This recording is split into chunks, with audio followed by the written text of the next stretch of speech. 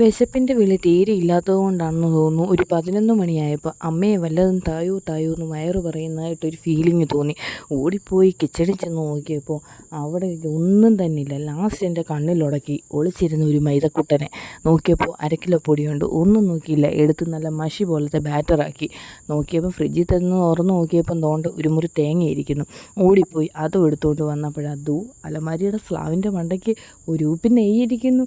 അതാ ഇവിടെ വരുമെന്നും പറഞ്ഞ് അവനെയും വിളിച്ചെടുത്തുകൊണ്ട് തേങ്ങ ചിരകി ഇച്ചിരി ഏലക്കപ്പൊടിയും ജീരകപ്പൊടിയും നെയ്യും ഒക്കെ ഇട്ടിട്ട് അങ്ങ് മിക്സ് ചെയ്ത് വെച്ച്. അപ്പോഴത്തേനും നമ്മുടെ കല്ല് ചൂടായി കഴിഞ്ഞായിരുന്നു കേട്ടോ. പിന്നെ ഒന്നും നോക്കിയില്ല മക്കളെ, ഇച്ചിരി ഉപ്പും ചേർത്ത് മൈദ നല്ല ബാറ്ററാക്കി വെച്ചിരുന്നത് ദോശക്കല്ലിലോട്ട് കോരി അങ്ങ് ഒഴിച്ചു.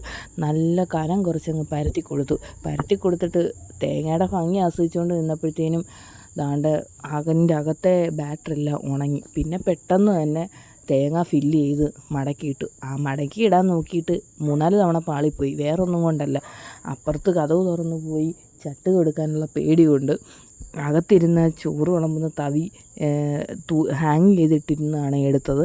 അപ്പോഴും മനസ്സിലായി ഇതൊരു നടയ്ക്ക് പോവില്ലെന്ന്. പിന്നെ പാവം പിടിച്ച് അവിടെ മൂലയ്ക്ക് കുത്തിയിരുന്ന കെട്ടിയവനെയും വിളിച്ചുകൊണ്ട് പോയി തുറന്ന് ചട്ട് കൊടുത്തുകൊണ്ട് വന്ന് തിരിച്ചും മറിച്ചും ഇട്ട് എല്ലാം ഫില്ല് ചെയ്ത് അടച്ച് സെറ്റാക്കി വാങ്ങിയെടുത്തപ്പം പറയാം, എന്നാൽ പിന്നെ എനിക്ക് ഒന്ന് തന്നേരുന്നു.